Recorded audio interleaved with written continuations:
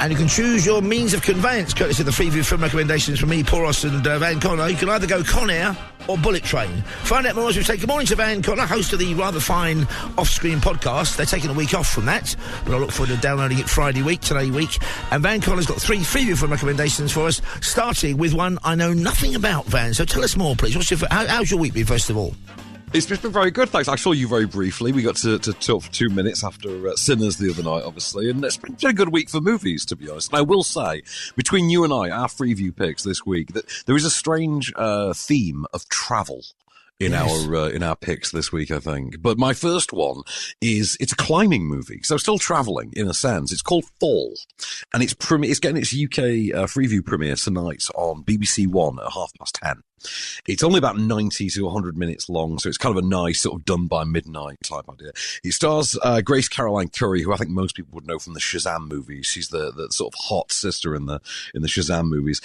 She is a recently bereaved climber. Her boyfriend has died in a climbing accident, and her friend shows up out of the blue along with her dad and says, "Listen, we're worried about you. We need you to get over this funk that you're in. I know that your boyfriend died in a climbing accident, so why don't you come climbing with us?" It was what he would have wanted. Bad idea. Bad idea. So they go and they climb this massive freestanding broadcast tower in the middle of the desert. Only, wouldn't you know it, the old rusty ladder breaks as they do, and they are stuck at the top with no way down. Hang on. They're not trying to climb a mountain using a ladder, are they? It's very low tech. Well, it's literally like a big metal, a metal cylinder. Yeah. It's a broadcast tower, as I say, but it's basically a metal cylinder with a ladder that runs to the top, and the ladder, snaps, and these 2 young women are stuck at the top of this tower, and the only way down would be to fall, as the title cleverly suggests. So I've got a clip for you. Let's say 10:30 tonight on BBC One, UK Freeview premiere. Grace Caroline Curry, very good in this. Do enjoy. This is called Fall. Remember, only look up.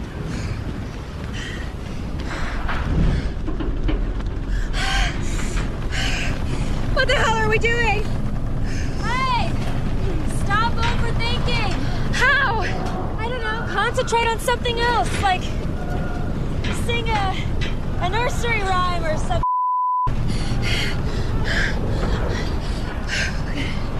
Okay. Ring around the rosy, pocket full of posies. Ashes, ashes, we all fall down. I wanted to pick that one. Could have been worse. Could have gone for Humpty Dumpty. He had a great fall as well, didn't that? And the 3 blind mice fell out of the clock. Clock struck 1, the mice fell down. Sounds like a goodie, that one. Now, I got my picks in early this week because I very much wanted to talk about Bullet Train, which I absolutely loved when it came out. It's almost like in real time. Brad Pitt is this kind of, I suppose you'd call him a transporter who uses public transport, basically. He's a kind of sort of soldier of fortune. You know, he's entrusted with picking up something on a train, a bullet train in Japan, and he's not the only person after this MacGuffin. You've got a great cast in this film, including Anna Taylor, whatever her surname is. Aaron Taylor Johnson. Aaron Taylor Johnson in it, and also Sandra Bullock. You've got Michael Shannon. You've got Brian Tyree Henry, who, although he's a black actor, plays Aaron Taylor Johnson's twin brother. They're both West Ham fans, oddly, in this film as well. It's non-stop action. You get uncredited cameos, more than a cameo for one of them, for Channing Tatum and Ryan Reynolds. It's an absolute belter, based on some Japanese comic book I'd never read. But it's non-stop. Yeah. It's a lot of laughs, very violent, but kind of comedy violence. And it made a lot of money, this film, didn't it? I mean, it's only took of a sequel, do you think? I suppose Brad Pitt wouldn't be interested. Directed by David Leitch, who gave us Deadpool 2, I think. Yeah, well, he's part of the 87 North brand. We talked last night about Nobody, which is also part of this. It's like A24. It's a studio/brand now, and they've got the sort of action corner covered. There is talk of a sequel, and this, because I saw this with producer Stuart. He and I went back in 2022 to the premiere for this, and what a cracking time this was. I can see why you'd pick this. It is an absolute riot. And funny, and it reminds you of Brad Pitt's comedy chops, which are never that far from the surface. So it's on Film 4, 9 o'clock tonight. Book a ticket. You will not be disappointed. If you've seen it before, you're going to want to watch it again. It's Bullet Train, all abroad. Here's the trailer. Deer Creek International Business Solutions, how can I help you? I am ready. Well, that's great, Ladybug. Ladybug? Your new operational name? Oh, I see what you're doing. Ladybug's supposed to be lucky. Ha! You don't have bad luck. Really? My bad luck is biblical. I'm not even trying to kill people and someone dies. Remember the suicidal bellboy? You drove him to the hospital. Hang in there, buddy! And he didn't die. Okay, the wedding. Tequila? Johannesburg. It's time for some change. You wanted simple for your first job back. Doesn't get simpler. We need to find the person who took that case. That's too easy. What? Remember those two wackos from the Bolivia job? The twins? Yeah, not so sure they're twins. Get off the train. Irons is the cry. Now, your next film is going to take us to infinity and beyond, I believe, Van Connor. It is. This film got absolutely savage when it got released. Basically got ignored by audiences. I think critics were a bit sniffy on it. I actually think this is a banger. This is animated Flash Gordon, and so it's called Lightyear. And rather than simply being a Buzz Lightyear spin-off movie, what they've done is they've recast Buzz Lightyear. They've redesigned him, and this serves as the origin story. This is the in-universe movie that the Buzz Lightyear action figure in Toy Story is based on. So it's like the Star Wars of the Toy Story universe. It's the film that kickstarted it all for them. Effectively, in the same way that we established in Toy Story that Woody was a piece of merchandise from the show Woody's Roundup, Buzz Lightyear is the Lightyear action figure, effectively. And so this is the story of Buzz Lightyear of Star Command, who basically becomes the sole, the only hope for a colony ship that crashes on a planet and has to, find its way off. And the only way to get out is to use this experimental drive, but every time Buzz Lightyear goes and tests the drive, he gets caught in a time dilation field and years pass. And his friends get older, and his friend's daughter, who's a little girl when he starts the mission, is increasingly becoming his age as the movie goes on. It's kind of sad, like the society moves on kind of without him, but at the same time, he has a cute little robot cat named Socks, for instance, who I don't know how they didn't merchandise the hell out of it. And Chris Evans makes for a very, very fun Buzz Lightyear. Like I say, this thing is animated Flash Gordon. Is the best way to describe it. If you've not seen this, Paul, this is one to watch with the grandkids. This is that kind of a good time. I'm going to make sure I catch this one because I haven't seen it and I did read the reviews and I should have been guided by them. And you've got a clip for us, I believe. I have indeed. So this is Buzz Lightyear trying to get the lay of the land whilst maintaining his cool. But as you'll quickly discover, Buzz Lightyear, as we all know, really ain't that cool.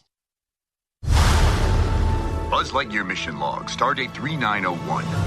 After a full year of being marooned, our first hyperspeed test flight is a go. Who are you talking to? No one. You were narrating again. I was not. Just doing the mission log. You do know no one ever listens to those. I know that. Narrating helps me focus. Ready, Captain Lightyear? Ready as I'll ever be, Commander Hawthorne. This is exciting. A new adventure. I'm gonna grant you 4 minutes to be off planet, but then you come right back to us. To infinity and beyond. Oh, yeah, I'm hooked on that one. I'm looking forward to that. Now, my second recommendation is the original Daniel Craig Bond from 2006, Casino Royale. Mm-hmm. It was, in fact, the third version of that 1953 Ian Fleming novel. First one was 54, starring Barry Johnson. I think CBS paid him $1,000, Ian Fleming, that is, for the rights. And Peter Lorre was Le Chiffre. Barry Nelson was the first person to play Bond. I think the first person to play Bond on the radio was Bob Holness, from Blockbusters, absolutely, yes. Uncle Bob Holness, I'd rather fancy a P-Bob, or an E-Bob, as we used to say back in the day. So this is the one that launched it all. It's a great film, there's no two ways about it. It's a great introduction to Daniel Craig, and some real high-intensity, good old-fashioned kind of casino action, which is great. So it's not quite as dark. I mean, towards the end of the Pierce Brosnan era, I can't remember which film it was, but the one where... Die Another Day. Was it the one with the invisible car on ice? Yeah, I could guarantee you were going to single out Die Another Day. And I like all the actors involved in that, but it just became almost a nonsense by that time. This, though, is back to basics. It's a belting film. Refreshingly real-life violence in this one. It's on 8 o'clock tomorrow night, ITV4. A nice Saturday evening movie for you from 2006. His name's Bond, Daniel Craig Bond. Your file shows no kills, Bond. But to become a 00, it takes 2. How did he die? Your contact? Not well. You needn't worry. The second is... Yes. Considerably. The man was Le Chiffre, private banker to the world's terrorists. which would explain how he could set up a high-stakes poker game at Casino Royale in Montenegro. If he loses this game, he'll have nowhere to run. You're the best player in the service. The Treasury has agreed to stake you in the game. But if you lose, our government will have directly financed terrorism. I will be keeping my eye on our government's money and off your perfectly formed house. You noticed. I hope our little game isn't causing you to perspire. It doesn't bother you, killing those people. Well, I wouldn't be very good at my job if it did. The only moment I think that is a bit daft is when he comes out of the sea as an homage to Ursula Andress in Dr. No, in spray-on blue trunks, Speedo trunks, and he's pouting like he's had too much Botox in his lips. But that was the only thing he's there duck face, pure duck and face. he's done 1,000 sit-ups a day for about 10 weeks to get that. I'm just jealous, of course. And my third and final recommendation is one of my favourite films, certainly of the 90s, from 1992, on 5 Action, 9 o'clock, Sunday night. It's Unforgiven. One of Clint Eastwood, I mean, he's had so many finest hours, Clint, but this is a cracking, almost farewell to the Western. It's got Richard Harris in it, Morgan Freeman, Gene Hackman, which is maybe why they're running it now, but because he passed away recently, of course. Directed by Clint. It got him an Academy Award as Best Director. It also got Best Picture, Best Supporting Actor, I think that went to Gene Hackman, and Best Film Editing for Joel Cox. Basically, a gunman who's trying to bury his past and he's become a pig farmer, but he's lost his wife, so he's a widower. He's lured out of retirement, never actually acknowledging in the early stages he is this lethal killer. He hooks up with his old buddy Morgan Freeman to go and get, to right or wrong, some rambunctious, drunken, hideous cowboys have scarred, raised the face of a sex working girl, a prostitute, in a western town. Gene Hackman's the sheriff. A bounty is put on the cowboys' heads by the girls who work in the brothel, and then the action unfolds from there. Gene Hackman is fantastic in this. He's always got that kind of, barely controlled anger going on, and he has it in Mississippi Burning, he has it in this film. Richard Harris is great. Clint is magnificent. Morgan Freeman and him are brilliant together. It just works as a Western. It's got one of my favourite lines of all time when he's killing everybody near the end, Clint. And one of the Weasley cowboys says, I don't deserve this. And Clint says, deserve's got nothing to do with it, as he shoots him. That's a motto for life, isn't it? So it's Unforgiven, 5 Action, Sunday night, 9 o'clock. I mean, it's a modern Western classic, if that's possible, I think, this one. Definitely. And I think, to be honest, it's that Unforgiven has wound up sort of becoming the modern template for a lot. And we see it in superhero movies a lot, where every superhero movie now, every superhero franchise wants to have its Unforgiven. In the same way that Logan, Wolverine gets Logan, for instance, which owes a debt to Shane, obviously, but equally Unforgiven in equal measure. So it's sort of become a more contemporary touchstone, I think, for the Western tropes. And it was an original screenplay, and I think Clint Eastwood, I read an interview with him where he said he wanted to make a film almost like Butch Cassidy or The Wild Bunch, which is my favourite film, The Wild Bunch, about what would have happened to those cowboys, the outlaws, had they managed to evade the law and just go back to real life. And it would have been fairly hideous, falling in the mud, chasing pigs and raising 2 kids without a mum. So it's a kind of, it's a end of the West film. It's a brilliant movie, 9 o'clock, 5 Action, Sunday night, and it's Unforgiven. Here's a chunk of the trailer. My guess is you're calling yourself Mr. William Money. You have me confused with someone else, mister. You're the one who killed William Harvey and robbed that train over Missouri. We'll talk inside. You don't look no cold-blooded damn killer. Maybe I ain't. I'm heading up north, gonna kill a couple of no-good cowboys. For what? For cutting up a lady, cut up her face, cut her eyes out, cut her ears off. How about it, Will? 2 of them cowboys, isn't there? Better there's 3 of us. Ned Logan, he's my partner. We ain't bad men no more. We're farmers. How long's it been since you fired a gun at a man, Will? 9, 10 years?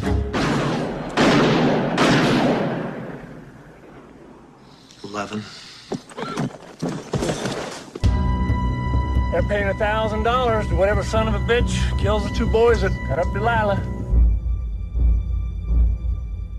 Tell them there ain't no horse gold. Even if there was, or they wouldn't want to come looking for it.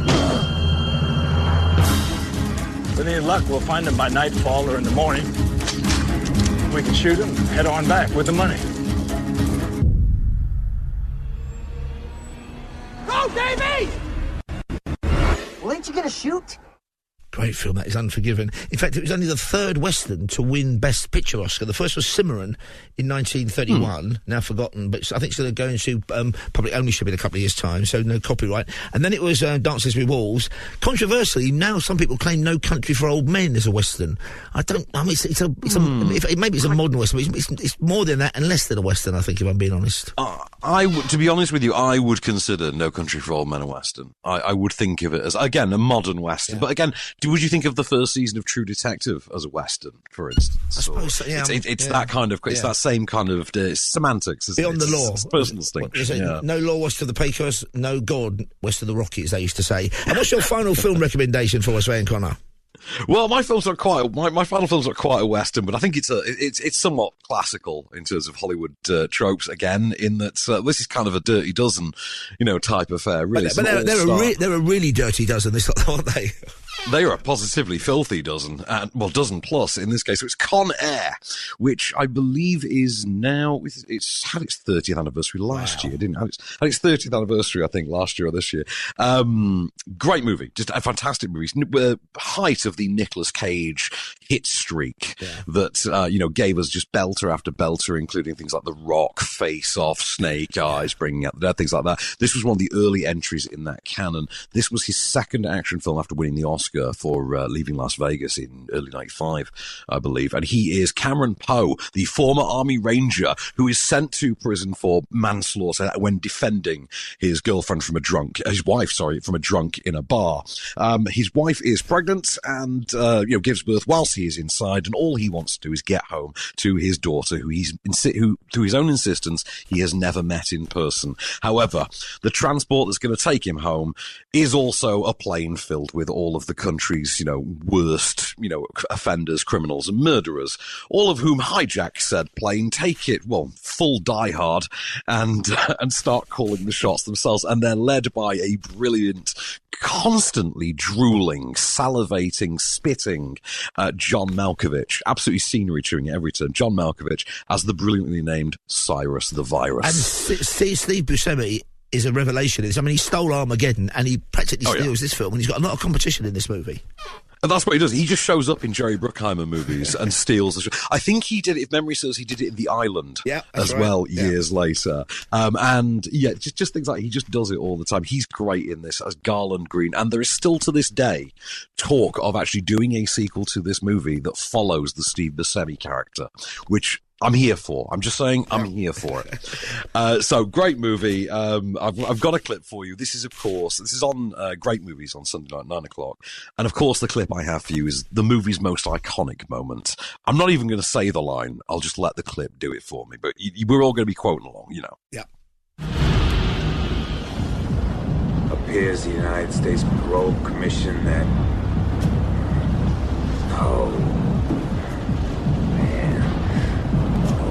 Yeah. Put the bunny back in the box.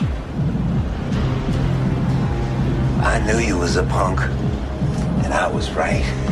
You been playing us all along. You a free man. I said, put the bunny back in the box.